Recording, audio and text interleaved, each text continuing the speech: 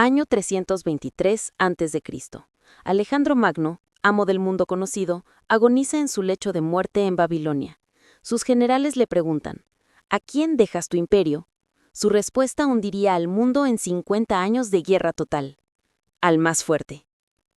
Pero esta guerra, la mayor que el mundo había visto, no sería financiada con impuestos ni comercio, sería financiada con el dinero de los dioses.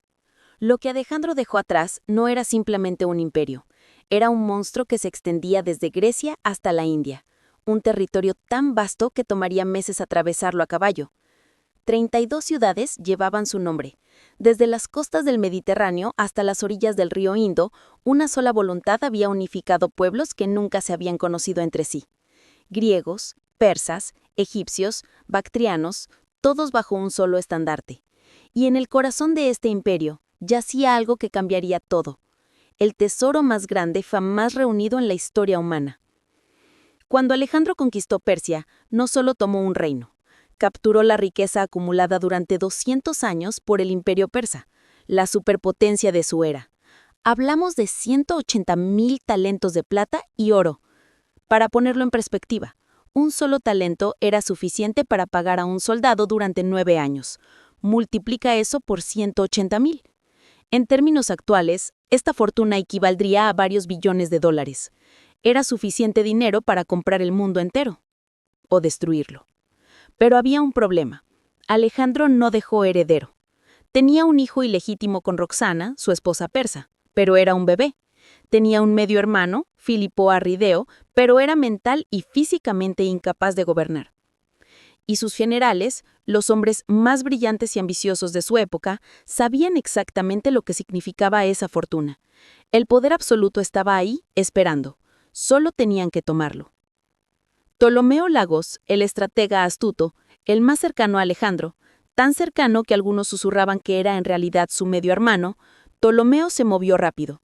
Robó el cuerpo de Alejandro mientras era transportado a Macedonia y lo llevó a Egipto. Quien controlara el cuerpo del dios rey, controlaba su legitimidad. Se proclamó faraón y fundó una dinastía que duraría 300 años.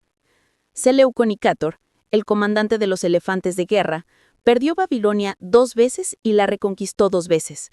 Terminaría gobernando desde Siria hasta la India, el reino más grande de todos los sucesores. Pero le tomaría 20 años de guerra constante para consolidarlo. Antígono el Tuerto, el general más veterano de todos, había servido bajo Filipo, el padre de Alejandro. Tenía 70 años cuando comenzó la guerra, pero aún era formidable. Creía que todo el imperio debía ser suyo por derecho de antigüedad y capacidad. Durante 20 años, casi lo logra. Lisímaco, el guardaespaldas personal de Alejandro, sobrevivió a ser arrojado a un foso con un león como castigo. Mató al león con sus propias manos. Tomó Tracia y Asia Menor.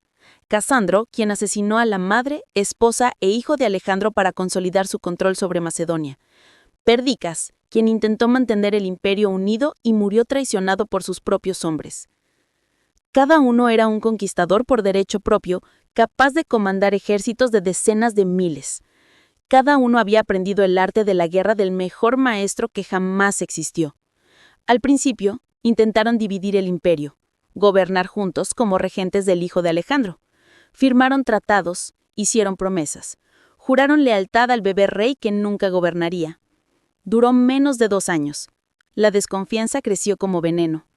Perdicas intentó hacerse con todo el poder y fue asesinado por sus propios oficiales en el año 321 a.C. Su muerte fue la señal. Las alianzas se formaban y rompían cada año. Los matrimonios políticos se arreglaban y anulaban según conveniencia. Los asesinatos se volvieron moneda corriente. En el año 310 a.C., Casandro ordenó el asesinato de Roxana y su hijo de 13 años, el último heredero directo de Alejandro, estrangulado en prisión. Y finalmente, la guerra abierta estalló en todos los frentes. No una guerra, sino una docena de guerras simultáneas. Batallas en Egipto, en Siria, en Grecia, en Anatolia, en Mesopotamia. Ejércitos de 50,000 menos chocando en campos de batalla que determinaban el destino de continentes. Lo que comenzó como una disputa entre generales se transformó en algo mucho más oscuro. Porque estos hombres descubrieron que para ganar necesitaban algo que ningún ejército anterior había necesitado en tal escala: dinero infinito. Aquí está la verdad que cambia todo. Los ejércitos de Alejandro no eran como las antiguas falanges griegas de ciudadanos soldados que luchaban por su polis durante unas semanas cada verano. Eran máquinas militares profesionales que operaban todo el año. Mercenarios expertos de todo el mundo conocido. Infantería pesada macedonia con sus arisas de 6 metros. Caballería de élite tesalia, arqueros cretenses, honderos rodios, peltastas tracios, mercenarios celtas de las tierras del norte, ingenieros de sedio capaces de construir torres que podían derribar murallas que habían resistido siglos, y contingentes de elefantes de guerra traídos desde la India, las armas nucleares de la era helenística. Un solo elefante de guerra costaba lo que alimentara a 100 soldados durante un año, y los generales tenían decenas de ellos. Y todos, absolutamente todos, exigían pago. Pago constante. Pago generoso. Un soldado de infantería esperaba su salario mensual en monedas de plata, 4 dracmas por mes, más bonos por batalla. Un comandante de caballería recibía 10 veces eso, más tierras y botín. Los mercenarios celtas o tracios no luchaban por gloria o patria, luchaban por oro sonante. Si dejabas de pagar, tu ejército simplemente se marchaba al amanecer. O peor aún, se unía al general que sí podía pagar. La lealtad en esta época no se juraba a una bandera, se compraba con metal preciado. El general con más dinero tenía el ejército más grande y más leal. Era así de simple y así de brutal. Antígono el Tuerto lo dijo explícitamente: los soldados siguen a quien puede llenar sus bolsas. Durante los primeros años, los generales usaron el tesoro principal de Alejandro. Se lo dividieron en la partición inicial. Ptolomeo llevó su porción a Egipto. Seleuco tomó control de los tesoros de Babilonia, pero 50 años de guerra continua son insaciables. Una sola campaña militar importante podía costar 5,000 talentos. Una batalla, si perdías, te costaba no solo soldados, sino todo el oro que habías prometido como pago y botín. Las arcas comenzaron a vaciarse más rápido de lo que nadie anticipó. Las minas de plata de Laurión, en Grecia, que habían financiado el imperio ateniense, ya estaban agotadas. Las nuevas minas en Asia Menor no producían suficiente. Los impuestos de las provincias ya estaban al límite. Subir más los impuestos solo provocaba revueltas y sofocar revueltas costaba más dinero. Entonces, desesperados, los sucesores de Alejandro miraron hacia el único lugar donde aún quedaba riqueza concentrada: los templos de los dioses. En todo el mundo antiguo, los templos eran más que lugares de culto. Eran bancos, fortalezas, museos y tesoros nacionales al mismo tiempo. Durante siglos, reyes y ciudadanos habían depositado ofrendas de oro y plata en los santuarios. Estatuas de oro macizo, vasijas de plata, coronas incrustadas con piedras preciosas.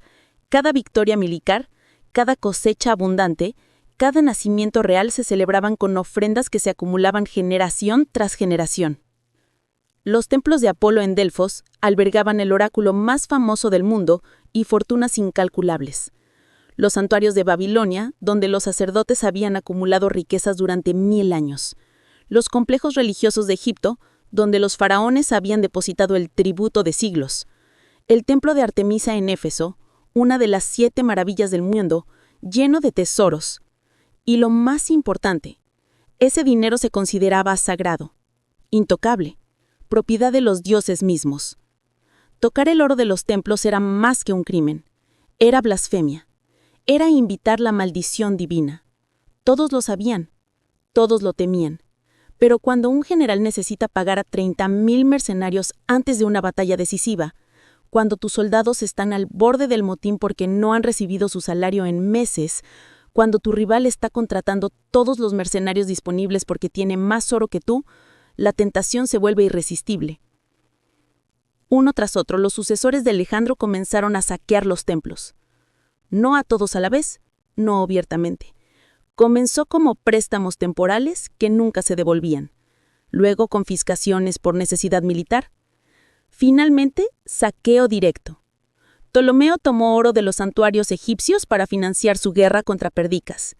Antígono saqueó tesoros en Asia Menor para pagar la mayor flota jamás construida. Seleuco financió campañas enteras con la plata robada de los templos babilónicos. Casandro vació los templos de Macedonia para mantener su control sobre Grecia. En el año 279 a.C., mercenarios celtas al servicio de varios generales llegaron incluso a saquear Delfos, el centro espiritual del mundo griego. El escándalo sacudió al mundo helenístico, pero para entonces el precedente ya estaba establecido. Si los santuarios más sagrados podían ser saqueados, ningún templo estaba a salvo. Y aquí ocurrió algo que ninguno de ellos anticipó. Cuando saqueas el tesoro de los dioses, no solo robas dinero, destruyes tu propia legitimidad, cortas la raíz de tu propio poder. Para los pueblos del imperio, griegos, egipcios, persas, babilónicos, un rey era más que un líder militar. Era un intermediario entre